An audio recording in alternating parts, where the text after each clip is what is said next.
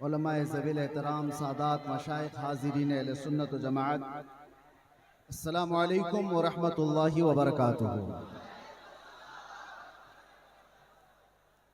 अल्हम्दुलिल्लाह अल्हम्दुलिल्लाहिल हन्नानिल मन्नान अल्लज़ी खलक़ल इंसान व अल्लमहुल बयान वस्सलातु वस्सलामु अला रसूलिही सय्यिदिल इंसी वल जान व अला आलिही व अस्हाबिही ज़विल खैरि वल इहसान, अम्मा बअद।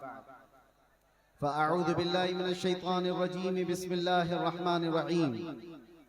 मुहम्मदुर रसूलुल्लाह वल्लज़ीना मअहू अशिद्दाउ अलल कुफ़ारि रुहमाउ बैनहुम इला आखिरि हाज़िहिल आया। सदक़ल्लाहु मौलानाल अज़ीम। बारगाह रिसालत मुआज़ सल्लल्लाहु अलैहि वसल्लम में दुरूद पाक का हदिया पेश करें।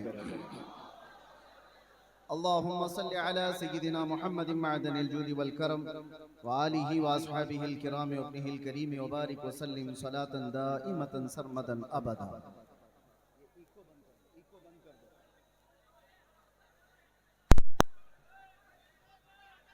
बहरे दीदार मुश्ताक है हर नजर, दोनों आलम के सरकार आ जाइए।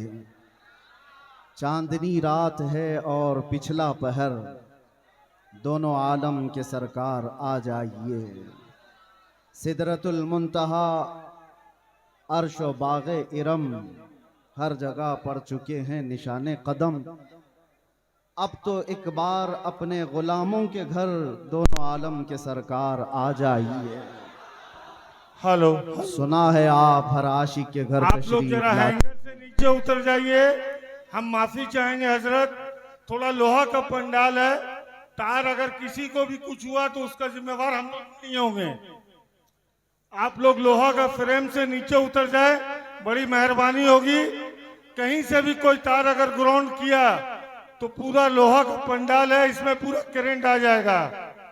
आप लोग से बार बार रिक्वेस्ट कर रहे हैं, गुजारिश कर रहे हैं। ठीक है, इंशाअल्लाह अज़ीज़ कुछ नहीं होगा। करंट तो वैसे ही मुसलमानों में पहले से मौजूद है, करंट को फिर क्या करंट लगे। आपका जज्बा बरकरार रहे, तवज्जो चाहता हूं। और ये जो जोश और ये जो जज्बा है किसी के ऐलान से खत्म होने वाला भी नहीं।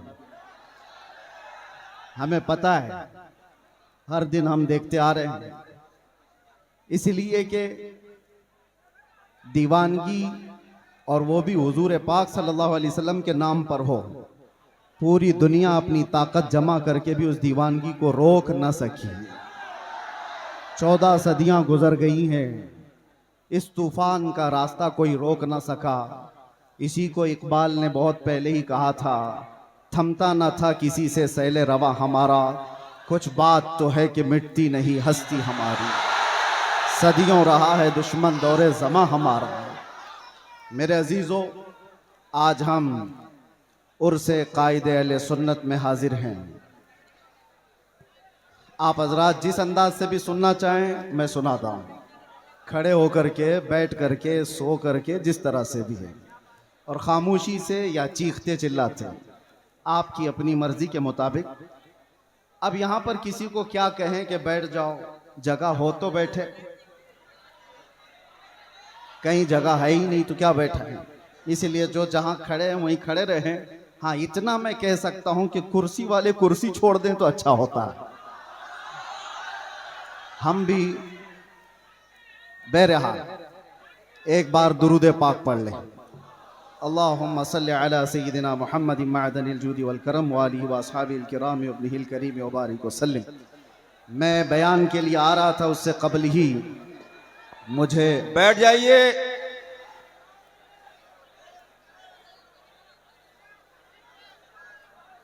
बैठिए बैठिए, धक्का मुक्की मत करिए, बैठ जाइए।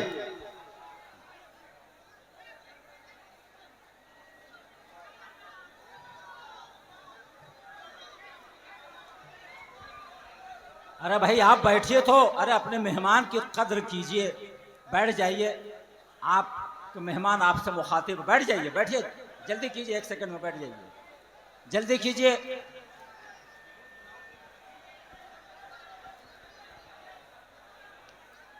आप हजरात जिस मुक़द्दस महफिल में आए हैं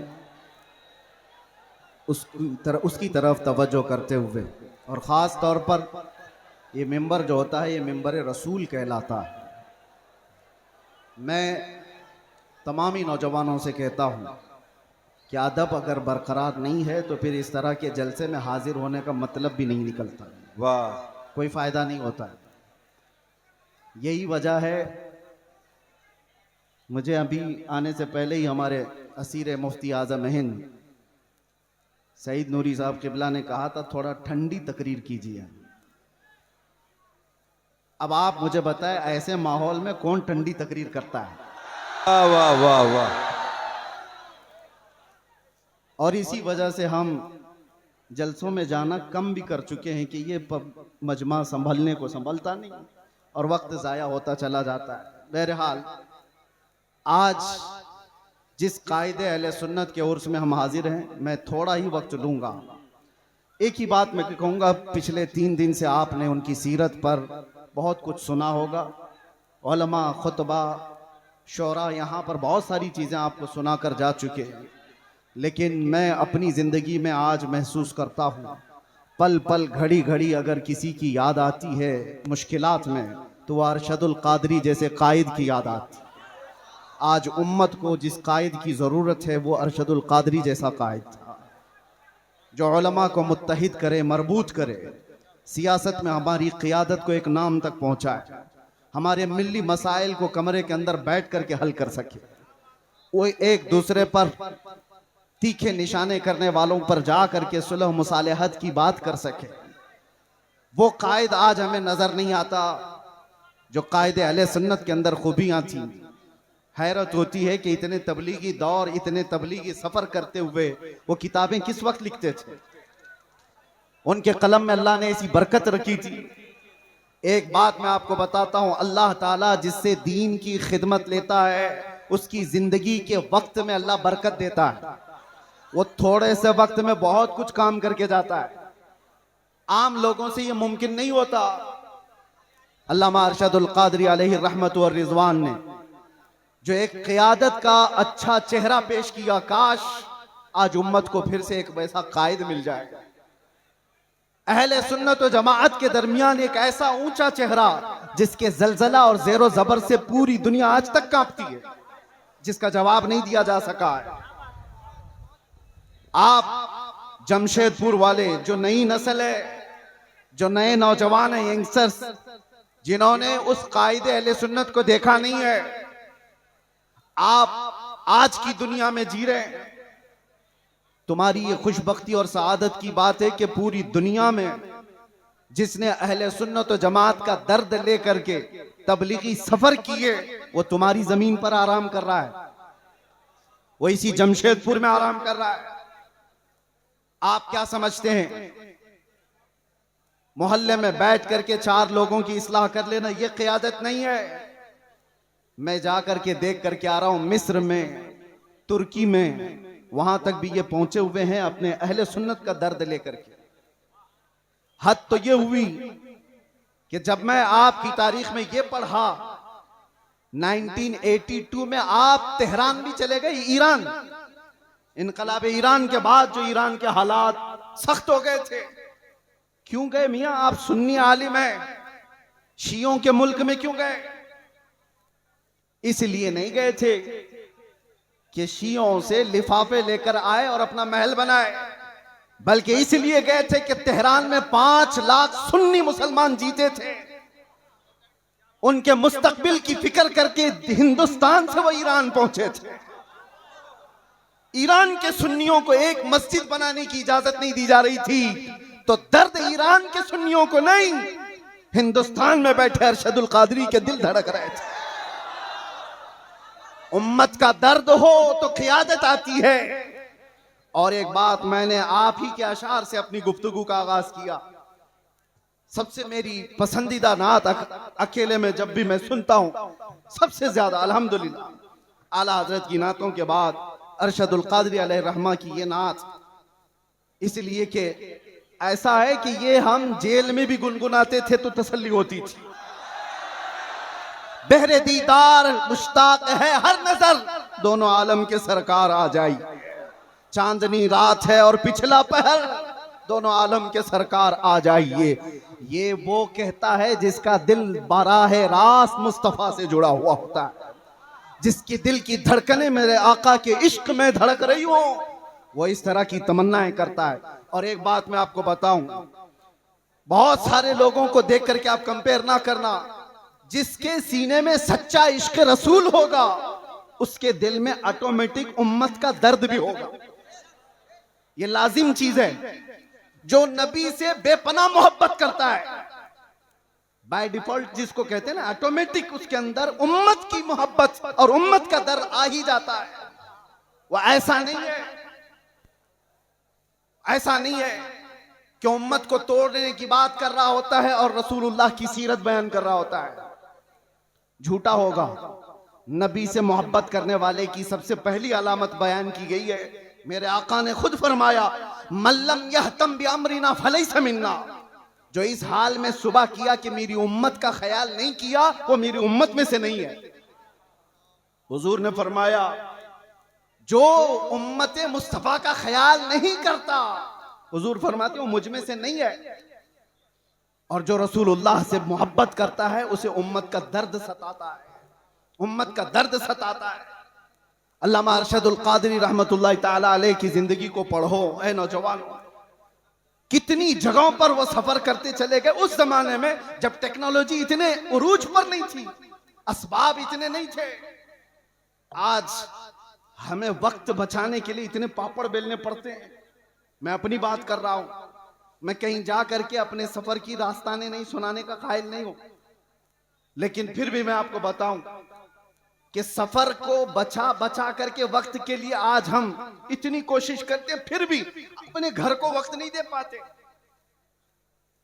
अपने घर के लिए वक्त निकालना मुश्किल हो जाता है। जबकि आज प्लेनों का सफर करते हैं, इधर से बैठे उधर उतरे।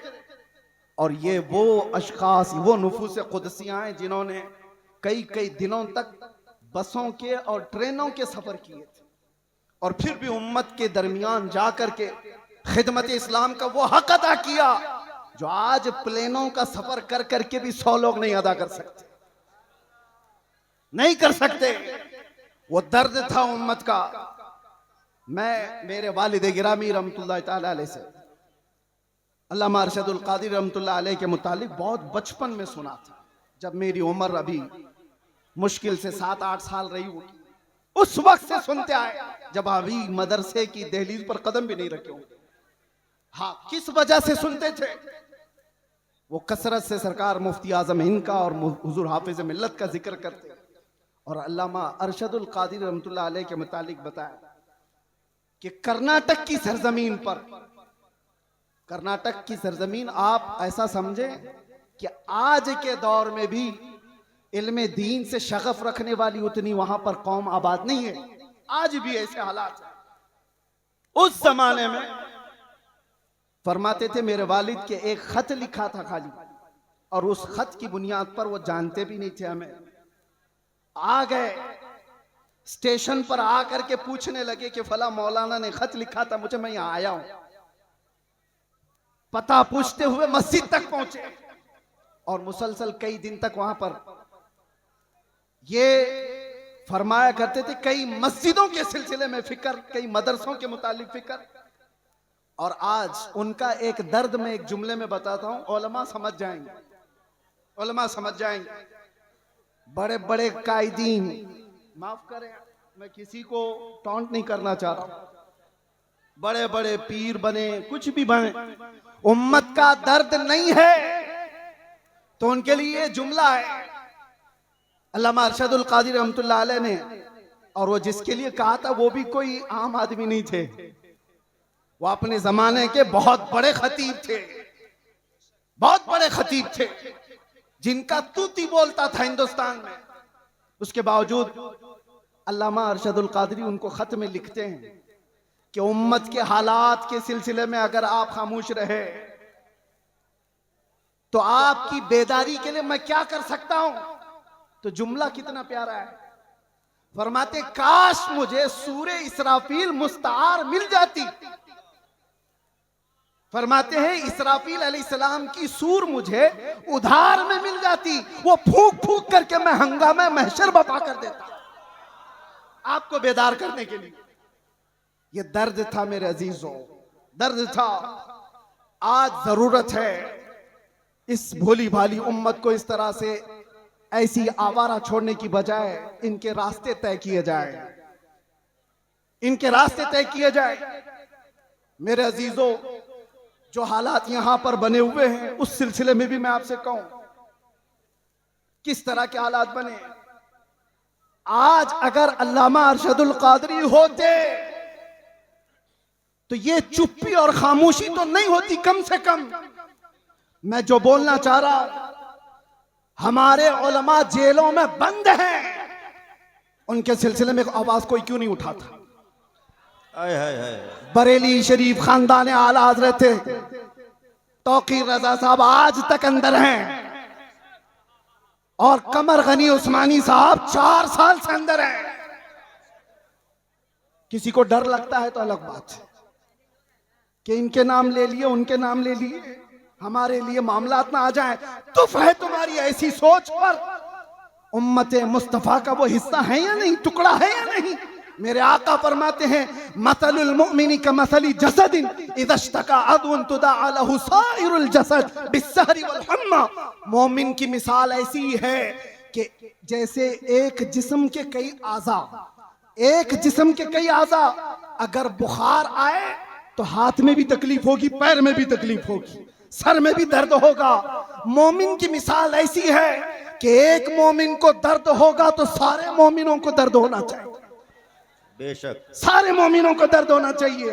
मदरसे वाले, तंजीमों वाले, खानकाहों वाले ये सोच के बैठे हो कि अभी हमारी खानका पे थोड़ी ना कोई मसला आया है, वो जाता है तो जाए। अगर तुम्हारी ऐसी सोच है तो इंतजार करो, कल आपकी बारी है, कल आपकी बारी है। कितना बचना चाहोगे? जो सेक्युलर बन बन करके अपने आप को छुपाते थे, आज उनकी हालत ऐसी है। आज हालत ऐसी है, धोबी का कुत्ता, ना घर का ना घाट का। ना वो इनके हो पाए ना सुन्नियों के हो पाए।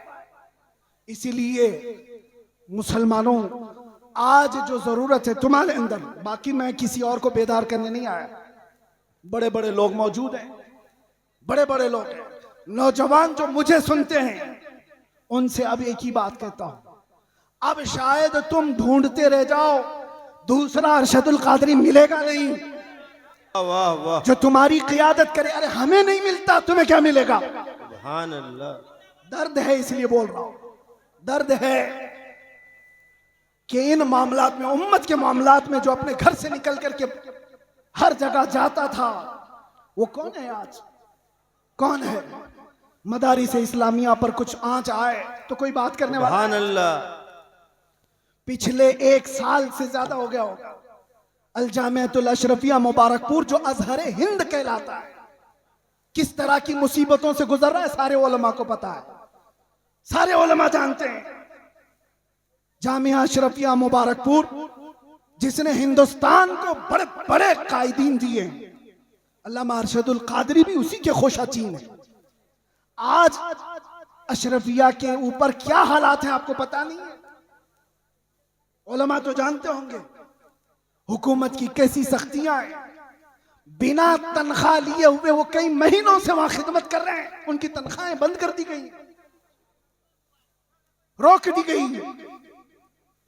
हमारे इन हालात पर अगर क़ियादत नहीं होती तो फिर किन हालात पर क़ियादत होगी?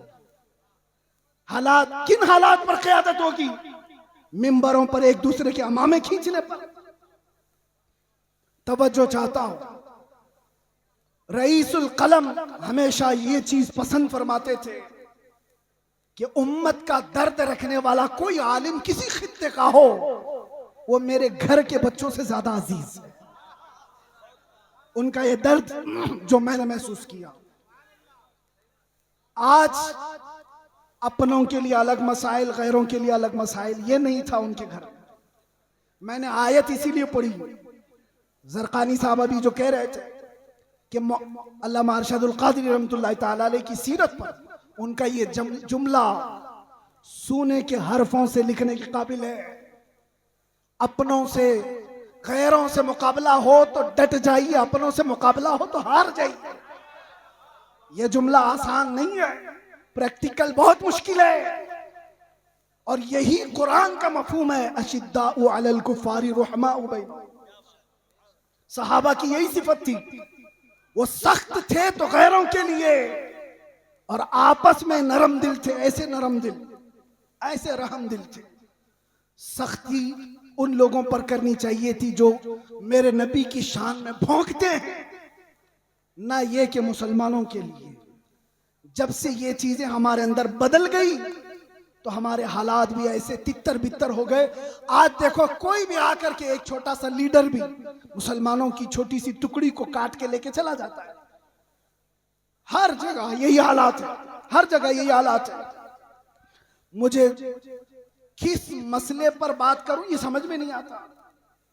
मुसलमानों के जो मामलात हैं, नशा इतना ज्यादा आम है कि इनके नशाखोरी पर बात करें, जिना बढ़ता जा रहा है इस पर बात करें, औरतों की बेहयाई उरूज पर आ गई इस पर बात करें, एजुकेशन में इतने पीछे हो गए इस पर बात करें।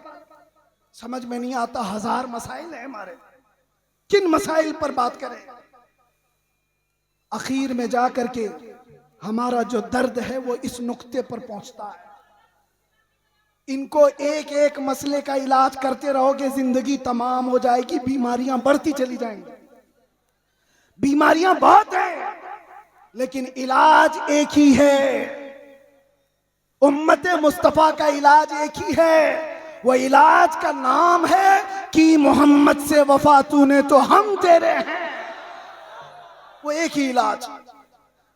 आज उम्मत को उन कदमों से जोड़ने की जरूरत है। जब जब हलकों की बात होती है, जब जब अपने अपने खास जमात की बात होती है तो उम्मत बार बार झगड़े करती है। जमात से मुराद मैं अहले सुन्नत की बात नहीं कर रहा हूं, सिर्फ पीरों के अपने हलकों की बात हो। ये पीर का मुरीद उससे नहीं मिल सकता, वो पीर का मुरीद इससे नहीं मिल सकता, इनसे सलाम उसका नहीं, उसका सलाम इससे नहीं। इस मिंबर पर आज देखें आप उलमाए कराम, मेरा हुस्न जन ये कहता है, ज़रक़ानी साहब इसकी तायीद करें, अरशदुल कादरी रहमतुल्लाह अलैह के उर्स में यहां किसी एक पीर का मुरीद आलिम नहीं बैठा है, सिर्फ अरशदुल कादरी रहमतुल्लाह अलैह के मुरीदी नहीं है, सारे सिलसिले के जमा हुए।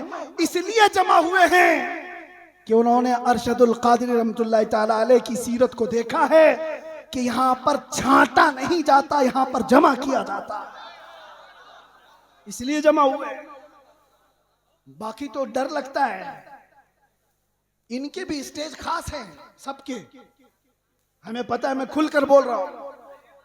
सब खतीबों के, सब शायरों के स्टेज खास है। इस स्टेज वाला उस स्टेज पे नहीं जाएगा। है सुन्नी, उनके बटे हुए हैं, लेकिन मेरे अजीजों, अल्लामा अरशदुल कादरी रहमतुल्लाह ताला अलैह के जमाने में भी और उनकी हयात के बाद भी आज ये मिंबर गोना गो खुसूसियात के साथ जो जमा है, काश उम्मत के तमाम सुन्नी उलमा का इत्तिहाद और क़ियादत जिंदा हो जाए। मेरा विजदान कहता है पूरा हिंदुस्तान तो छोड़ो, जमशेदपुर के सुन्नी इकट्ठा हो जाएं, हिंदुस्तान को हिलाने के लिए काफी हो जाए। जिंदाबाद जिंदाबाद क्या समझते हो जिंदाबाद, तुम्हारी बात? नारे तकबीर, नारे रिसालत, उर्से हुजूर कायदे अहले सुन्नत हजरत अल्लामा मुफ्ती सलमान अजहरी साहब किबला, नारे तकबीर, नारे रिसालत। मैंने सुना था मिंबर पर, हो सकता है कि बहुत ज्यादा भीड़ भाड़ की वजह से नज्म व नस्ख खराब हुआ हो। ज़रक़ानी साहब यहाँ पर बहुत सारे उसूल रखते हैं, उन उसूलों में ये भी मैं अर्ज किए देता हूँ कि जिसका उर्स हो रहा है उसी का नारा लगाए, यहाँ जो खड़ा है उसका नारा ना लगाए। होना ये चाहिए, हमारे मरने के बाद फिर लगाए। यहीं से तो शख्सियत परस्तियां शुरू हो रही। मुझे कम लक़ब दिया, मुझे छोटे नाम से बुलाया, पोस्टर में मेरा नाम वहां चिपकाया है। इन्हीं मामलात में तो है। मैं कितने लोगों को जानता हूं छोटे नाम की वजह से और पोस्टर में इधर उधर हो जाने की वजह से उनकी बरहमी आसमान पर है, और कोई सालों से जेल में सड़ रहा है, एक बार माथे पे शिकन नहीं आई। दर्द अगर तुम्हारी अपनी इज्जतों का है तो तुम्हारी इज्जतें नीलाम हो जाएंगी, और दर्द अगर उम्मत का है हर दिन तुम्हारी इज्जत बढ़ाई जाएगी, हर दिन इज्जत बढ़ाई जाएगी। इसीलिए मेरे अजीजों, आज बात करते हैं नामों से रिसालत के उस अहम मसले पर। अल्लामा अरशदुल क़ादिरी रहमतुल्लाह तआला अलैह की जिंदगी उसके लिए शाहिद अदल है। आपके मुतालिक सबको मालूम होगा ना, सबको मालूम है अल्लामा अरशदुल क़ादिरी बहुत बड़े मुनाजिर थे। मुनाजिर का मतलब भी आपकी जनरेशन समझना मुश्किल है।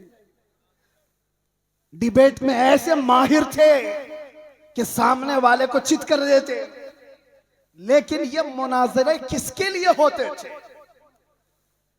घूम फिर करके आप हिस्ट्री निकालेंगे, अल्लामा अरशदुल क़ादिरी के सारे मुनाजरे इस बात पर थे कि कहीं से अगर थोड़ी सी बदबू भी आई कि मेरे नबी की शान में गुस्ताखी हो रही है, अज़मत रिसालत पर पहरा देना है, नामों से रिसालत की हिफाजत है।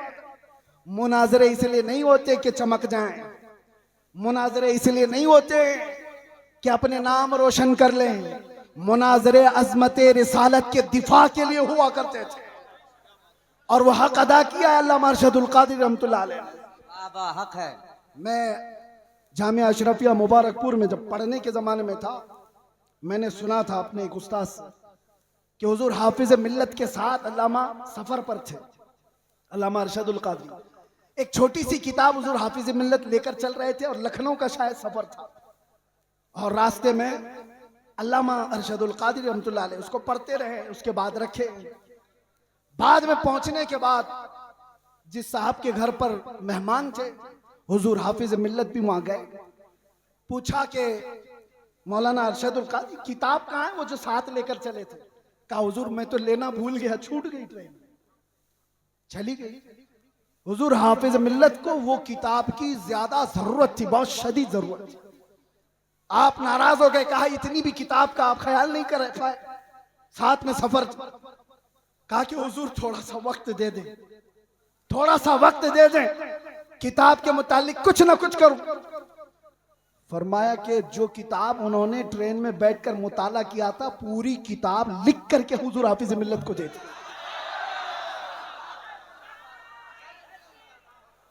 हो सकता है कुछ जुमले इधर उधर। माशाअल्लाह।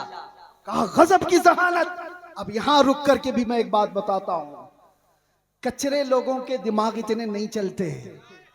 इश्क रसूल हो तो जहानत आसमान पर होती है। आला हजरत की जहानत को कोई पहुंच पाएगा? आला हजरत का दिमाग जो चलता था, 100 साल पहले लिखी हुई किताबें आज के लोग ऐनक लगा लगा कर नहीं पढ़ पाते। आला हजरत की जहानत किस बुनियाद पर थी? आला हजरत का भी दिमाग जो अर्शे औला तक पहुंचा था, वो इश्क रसूल की बुनियाद। जहां इश्क रसूल होगा वहां जहानत भी होगी, और जहां इश्क रसूल निकल जाता है तो फिर उसकी जहानत भी गटर में चली जाती है। वो कब क्या करता है पता नहीं चलता। अल्लामा अरशदुल क़ादिरी रहमतुल्लाह तआला अलैह को अल्लाह ताला ने गजब की जहानत दी थी, हाफिजा मजबूत था। और जितने मुहद्दिसीन की आप तारीख पढ़ेंगे, उनका हाफिजा अगर मजबूत था तो इश्क रसूल की बुनियाद, इश्क रसूल की बुनियाद। इसलिए ऐ नौजवानों, आज कुछ हासिल करना है तो कुछ मुसीबतें तो हैं हमारे पास। मिसाल के तौर पर मैं बताऊं, कुछ भी कहने जाएं तो नौजवान कहते हैं हमसे हमारे उलमा सपोर्ट नहीं करते, हमारे उलमा सपोर्ट नहीं करते, हमारे अंदर जोश है, जज्बा है, उलमा चुप बिठा देते हैं। हम पढ़ना चाहते हैं, कारी साहब हमारा साथ नहीं देते, बहुत सारे मसाइल। लेकिन तुम क्या ये उज्र भी कयामत के दिन पेश कर सकते हो? मुझे बताओ, क्या तुम्हें अपने घर में तन्हा बैठ करके भी अपने नबी से कसरत से मोहब्बत करने के लिए भी कोई रोकता था? आज के इस दौर में कोई रोकता है तुम्हें? कयामत के दिन क्या उज्र पेश करोगे? छोड़ो इनके मामलात। उलमा नहीं सपोर्ट करते, कायदीन नहीं आते, ये तो अवाम की बातें तो छोड़े, सोशल मीडिया पर जो नौजवान उलमा की तहरीरें भरमार पड़ी रहती है, वो पता नहीं किसको किसको कोस रहे होते हैं। कई मर्तबा मेरे पास आई तहरीरें, कहा कि हजरत वो लोग खामोश हैं, ये लोग खामोश हैं, कुछ नहीं बोलते, सब खानकाएं। मैं उनसे यही कहता हूं, उनकी तरफ देखने की ड्यूटी आपको लगाई किसने? वो खामोश हैं तो अल्लाह ने आपको मौका दिया, आप मैदान में आओ, आप बड़े बन जाओ। मैदान बड़ों ने आपको खाली करके दिया, आप बड़े बन जाओ। हम जैसे छोटों को पूछता कौन था? हमारी हैसियत क्या है? हमसे हमारे बाप के बराबर भी बड़े बड़े उलमा हैं, अभी भी मौजूद है, उनसे भी बड़े मौजूद है। मेरे अजीजों, एक दर्द लेकर के मैदान में क्या उतरा? मैंने एक बार ही मुस्तफ़ा करीम सल्लल्लाहु अलैहि वसल्लम की नामूस के मुतालिक अपने जज्बात का इजहार किया था और फिर उसका असर देखा। 50 लोगों में बैठकर की हुई बात थी, रब्बे जुल जलाल ने पूरी दुनिया के चप्पे चप्पे में पहुंचाया। आज हमें हर एक की नजर के सामने बिठाया। सबके सामने हमारी जो इज्जतें हैं वो इसलिए नहीं है कि मैं बहुत बड़ा तुर्रम का हूं, बहुत बड़े बादशाह का बेटा हूं या कोई सियासी नेता हूं। ये जो कुछ भी इज्जतें मिली हैं, ये कदमे मुस्तफा की बरकत है। जब तक बिके न थे तो कोई पूछता न था, या रसूल अल्लाह तुमने खरीद कर हमें अनमोल कर दिया। आज दुनिया में ये मकाम देखा है, जो एक बार मुस्तफा की इज्जत की बात करता है, मौला दिल दिल में उसको बिठा रखता है। और फिर सोचो, जो अपनी जिंदगी हुजूर की मोहब्बत में फना कर देता है, तब जाकर के वो बरेली का इमाम अहमद रजा बनता है। बेशक।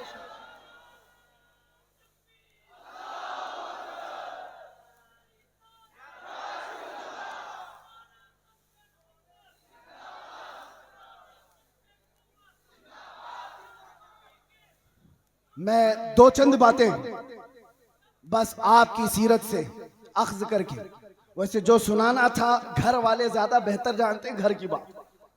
अल्लामा के साहबजादे यहाँ पर मौजूद हैं, उन्होंने सारी चीजें देखी हुई। एक बात आपको मैं बताऊं, सच्चा आलिम वो है जो सहाबा की सीरत पर चले, उनके तमाम नुकूश पा को अपनी जिंदगी के मिसाल राह बनाए।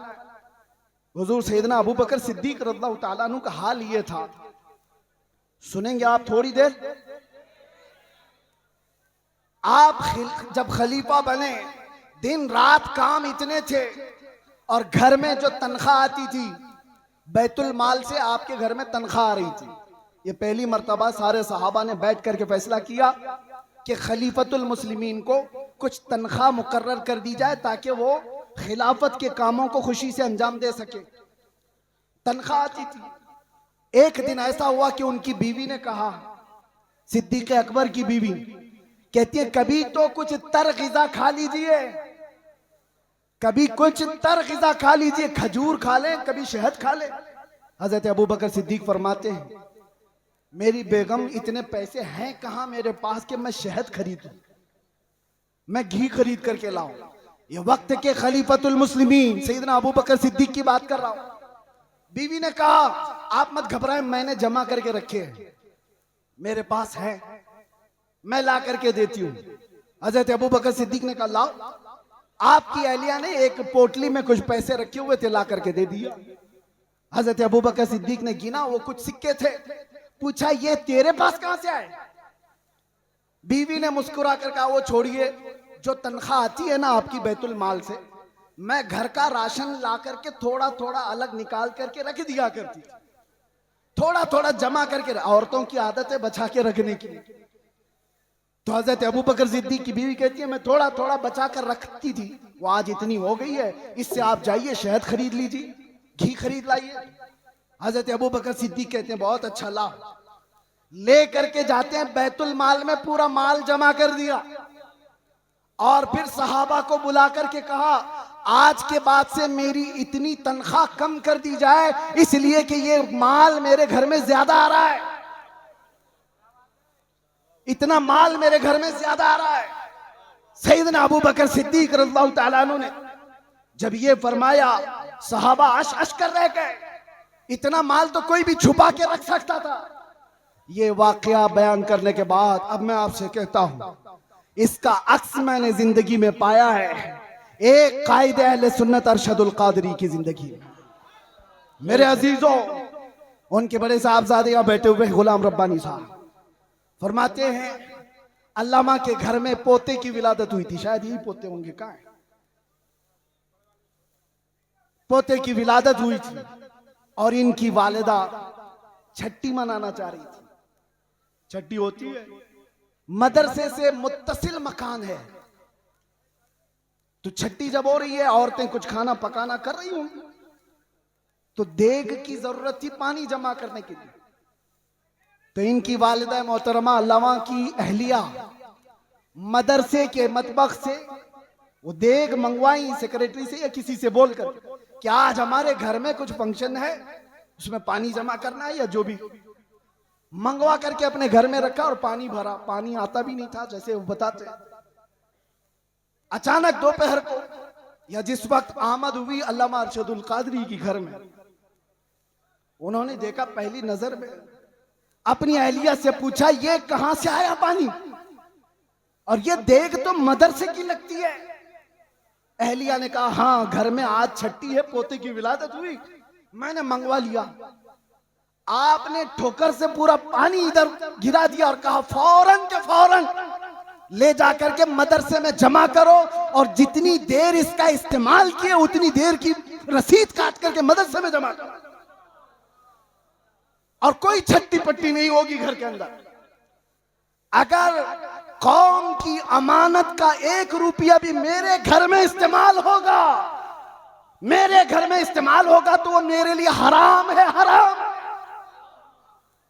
ये सिद्दीक़ अकबर की जात से लिया हुआ पहलू था, सिद्दीक़ अकबर की जात से लिया हुआ पहलू था। मेरे अजीजों, आज हालात तो बड़े बहुत अलग है। अब क्या बताएं, हम इस मैदान के आदमी हैं, ये स्टेजों के, और ये स्टेज और ये प्रोग्राम कितने कमर्शियल हो गए हैं हमें पता है। दिल नहीं करता, अभी लोग इस पर धंधा करने लगे हुए हैं, बिजनेस होते हैं, ठेकेदारियां होती हैं, उलमा की कीमतें तय होती हैं, शोरा की कीमतें तय होती हैं। 1 घंटा बयान करने का वो इतना लेगा, एक नात पढ़ने का वो इतना लेगा, सारा कमर्शियल हो गया। और वो एक अरशदुल कादरी है, एक अरशदुल कादरी, कई दिन उनके घर में फाके चलते रहे। खुददारी ऐसी थी कि कभी घर की बात बाहर नहीं बताई, बाहर नहीं बताई, खुददारी ऐसी थी। और आप बताओ, मौलाना लोगों कोई भी हो, इंग्लैंड जाना, अमेरिका जाना, इनके सबके ख्वाब होते हैं। कौन नहीं जाना चाहता? अमेरिका चले जाएं, इंग्लैंड चले जाएं, यूरोप चले जाएं। और अल्लामा को उस जमाने में इंग्लैंड, अमेरिका, सारी दुनिया पर जाने के बहुत मौके फराहम हुए, एक बार नहीं कई बार। और उस वक्त मुझे बताओ, इंग्लैंड में, अमेरिका में या यूरोप में कोई एक बंदा ऐसा मिले जो ये कहे हमने अरशदुल कादरी की जेब भर दी थी? नहीं। जो उन्होंने वहां से लिया वहीं की जमीन पर कोई इदारा बनाया और वापस चले आए। ये क़ियादत थी। लंदन की सरजमीन पर उन्होंने पहला जब इदारा बनाया था, मुफक्किर इस्लाम अल्लामा कमरुज़्ज़मान खान आज़मी दामजिल्लहुल आली हफिज़हुल्लाह व रआह अभी भी मौजूद हैं। अल्लामा अरशदुल कादरी की ज़ेर निगरानी कितने साल उन्होंने खिदमत की। वो खुद बयान फरमाते हैं कि वहां पर मस्जिद की जरूरत थी, एक चर्च बिक रहा था, तो चर्च के मुंतजिमीन उनके पास चले गए अल्लामा कि हमें बेच दीजिए। कोई हिम्मत करता है, और वहां के हालात अलग है। चर्च वालों से उस वक्त के 50,000 पाउंड में वो खरीदो फरोख्त होनी तय पाई। आपने बड़ी मसलहत के साथ उससे बातचीत करके 40,000 पे राजी किया। चर्च खरीदने की बात की कि मस्जिद बनेगी ये। और उस वक्त जानते हो, सबसे हैरत की बात मैं ये कह रहा हूं, उलमा हौसला रखो, हौसला। अल्लामा उनके आसपास, वो नई जगह है, उनके लिए नया इलाका है, लोगों को मुंतखब किया और कहा ये खरीदना है। और जो टोकन देना होता है, शुरू में आप क्या कहते हैं उसको, एडवांस देने के लिए उस वक्त अल्लामा साहब के पास जो पैसे थे वो सिर्फ 500 पाउंड थे और 40,000 पाउंड की खरीदारी करके आए। किसके भरोसे? उस अरशदुल कादरी का तवक्कुल भी वैसा ही था जैसा गरीब नवाज हिंदुस्तान आते वक्त तवक्कुल लेकर के आए। कदम रखना हमारा काम है, मैदान बनाना मेरे मौला की शान है।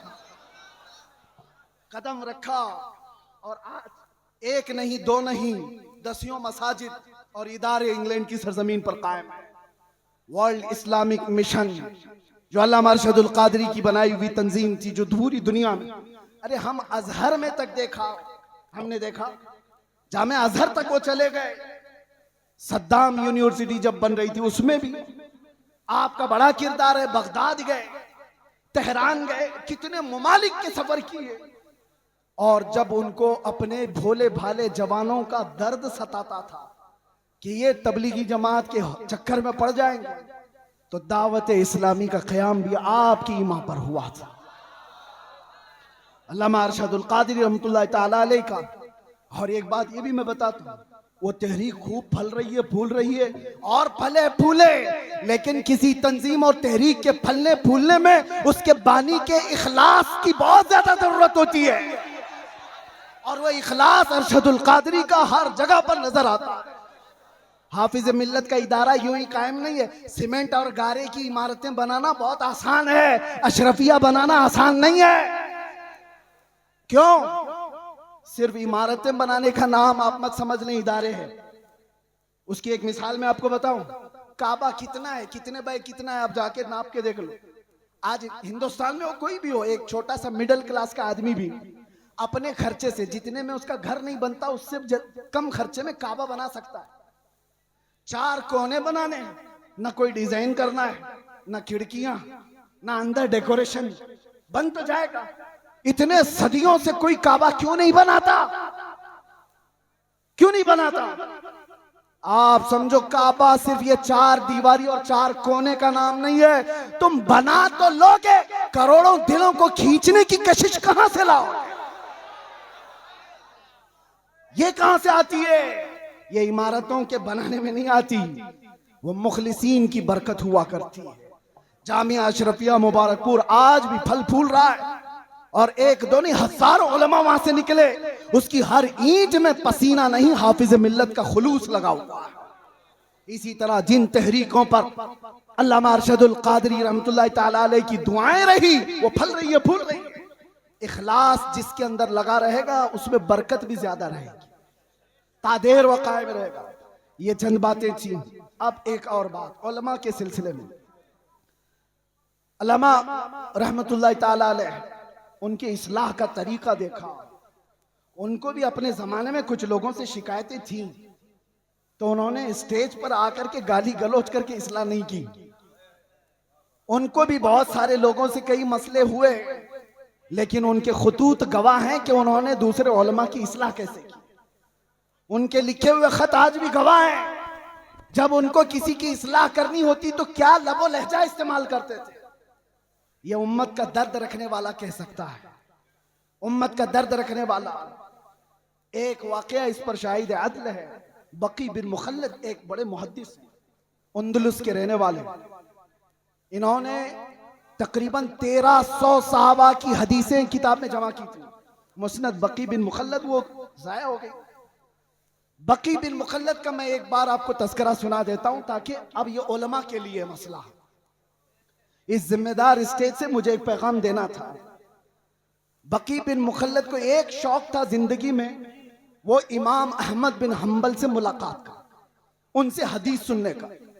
तो अंदलुस से, स्पेन से चल करके निकले, पैदल चलते थे आप सफर में। तकरीबन 1.5 साल के बाद आप बगदाद पहुंचे। 1.5 साल सफर करके आए। कितने हजार किलोमीटर का सफर है अंदलुस से बगदाद। बगदाद आने के बाद पता चला कि इमाम अहमद बिन हंबल को हुकूमत की पाबंदियां हैं, पुलिस का घेरा है, उनको बयान करने पर पाबंदी है। कभी ये वाकया पढ़ते हैं तो हमें पूरे हालात नजर आने लगते हैं। पाबंदी लगाई गई इमाम अहमद बिन हंबल पर। बहुत बड़े मुहद्दिस इमाम अहमद बिन हंबल कौन है?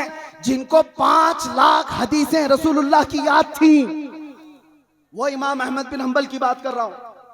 हुकूमत सख्त थी, आप पर पाबंदी थी, लेकिन बकी बिन मुखल्लद जिस वक्त आए बगदाद में, वो पूछते रहे इमाम अहमद बिन हंबल कहां रहते हैं। सब लोग डरने लग गए, उनका नाम लेने से ही डरने लगे। अरे किसका नाम ले लिया? हमारे ऊपर 19 केस लगाए हुए, हमारा नाम कोई ले ले तो सामने वाला भी सोचता अरे इनका नाम क्यों ले लिया।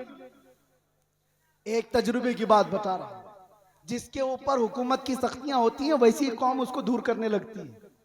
उसके साथ ना बैठो, मेरे ऊपर भी केस हो जाएगा। बकी बिन मुखल्लद पूछते रहे, कोई बता नहीं रहा था। कुछ लोगों ने कहा, उन्होंने पूछा क्या कोई और मुहद्दिस हैं यहां पर जो हदीसें सुनाते हैं? कहा हाँ है ना। कहा कौन है? यहया बिन मुईन, वो भी पाए के मुहद्दिस थे। कहा बकी बिन मुखल्लद मैं जाता हूं उनसे हदीस सुनता हूं। वो एक मस्जिद में बैठे हदीसें सुना रहे थे। कौन? यहया बिन मुईन। और जब हदीसें बयान करने के बाद उन्होंने सवालात पूछने के लिए मौका दिया, तो बकी बिन मुखल्लद ये खुद आगे बढ़ते हैं, कान में जाके पूछते हैं। तवज्जो, अब जो मेरे बयान करने का मकसद है, कान में जाकर यहया बिन मुईन से पूछते हैं, क्या आप इमाम अहमद बिन हंबल को जानते हैं? क्योंकि सब लोग डर रहे थे उनका नाम लेते ही। हुकूमत की सख्ती है, पाबंदी है। अहमद बिन हंबल के घर के अतराफ पहरा लगा हुआ है, कोई नाम भी नहीं लेता था। तो बकी बिन मुखल्लद ने कान में जाकर पूछा यहया बिन मुईन से, क्या अहमद बिन हंबल को आप जानते हैं यहाँ इलाके में? आप जलाल में आ गए। वो ऐसा जलाल नहीं कि मेरे बराबर के आदमी के बारे में मुझसे क्यों पूछा, नहीं। कहा इधर आओ, कहां से आए हो? कहा अंदलुस से चल के आया हूं। कहा जो बात तुम पूछ रहे हो वो कान में पूछने की नहीं, मजमे आम में पूछो। अहमद बिन हंबल के बारे में कान में मत पूछो, पूरे मजमे में पूछो। कहा पूछो। उन्होंने बुलंद आवाज से पूछा, इमाम अहमद बिन हंबल के बारे में जानते हैं? यहया बिन मुईन ने कहा बरजस्ता, हाँ मैं जानता हूं। इस वक्त वो रूए जमीन के सबसे अफजल तरीन आलिम है और मुझे उनकी फजीलत बयान करने में कोई दिक्कत नहीं है। ये कौन फरमाते? यहया बिन मुईन। और उसके बाद बकी बिन मुखल्लद पूछते हैं, क्या आप इजाजत देते हैं कि मैं उनसे जाकर हदीस सुनूं? एक खुद मुहद्दिस हैं, वो उनसे पूछ रहे हैं, मौलाना साहब आपसे आकर के कोई पूछे, मैं आपसे नहीं पढ़ना चाहता हूं, दूसरे मौलाना से पढ़ना चाहता हूं। भगा देगा। मुझे क्या समझ रखा है? मुझे कमतर समझा है? यहया बिन मुईन कहते हैं तुमने बेहतरीन फैसला किया है, मुझे भी वक्त मिले तो मैं अहमद बिन हंबल से हदीस सुनूं। ये है वक्त के मुआसिर उलमा के दरमियान मोहब्बत और एक दूसरे का एहसास। उसके बाद यहया बिन मुईन के दरबार से वो निकले। बकी बिन मुखल्लद पूछते हैं अहमद बिन हंबल कहाँ है? कहा उनके घर पर पुलिस का पहरा है। कैसे जाएंगे? दिखाए रास्ता। जब गए, दरवाजे पर दस्तक दिया, इमाम अहमद बिन हंबल बाहर आए। जल्दी से अपना बता दिया, मैं इतने 1000 किलोमीटर का सफर करके आया हूं, आपसे कुछ हदीसें सुनने आया हूं। इमाम अहमद बिन हंबल ने कहा आज तो तू आ गया, कल तुझे पुलिस आने नहीं देगी। कहा उसका रास्ता मैंने बना लिया है। क्या बनाया? कहा रोजाना मैं एक कटोरी लेकर के आऊंगा भीख मांगने के लिए, दरवाजे पर दस्तक दूंगा, आप थोड़ी रोटी मेरे कटोरे में डाल देना और 4 हदीसें भी सुना देना। इमाम अहमद बिन हंबल की बारगाह में बकी बिन मुखल्लद कई महीनों तक इस तरह हदीसें सुनते रहे। इस वाक़े को बयान करने का मतलब ये है मेरे अजीजों, एक तरफ वो यहया बिन मुईन है, एक तरफ इमाम अहमद बिन हंबल, एक तरफ बकी बिन मुखल्लद। हदीसों में ये सब बड़े बड़े मुहद्दिस हैं। कोई किसी के अंदर ये एहसास नहीं है कि मैं इससे छोटा हो जाऊंगा, उससे बड़ा हो जाऊंगा। बकी बिन मुखल्लद चल करके हदीस सीखने आ रहे हैं। यहया बिन मुईन खुद बता रहे हैं कि जाओ इमाम अहमद बिन हंबल के पास। ये शान हमने देखी है सरकार मुफ्ती आजम हिंद में भी, ये शान हमने देखी है हुजूर हाफिज मिल्लत में भी, ये शान हमने देखी है अल्लामा अरशदुल कादरी की हयात। आज अगर नफसानियत से बाहर निकल आए तो आप में से कोई पीर साहब अगर ये कह दें तो बड़ी बात है आज के जमाने में कि चाहे हमसे अफजल पीर हुआ है उनसे बैत कर लो, बहुत मुश्किल है। बहरहाल ये सब मसाइल छोड़ दें। नौजवानों, तुम्हारे लिए सिर्फ एक बात है, आज जिस तरह ये खाली खाली नजर आ रहे हैं, उलमा के अपने मसाइल है, माशी मसाइल, हुकूमत की सख्तियां, और हम तो ठहरे ऐसी पागल कि आज पकड़े फिर कल पकड़े, पता नहीं क्या क्या हालात हों। लेकिन इन हालात में अल्लाह ताला तुम्हें तन्हा कभी नहीं छोड़ेगा।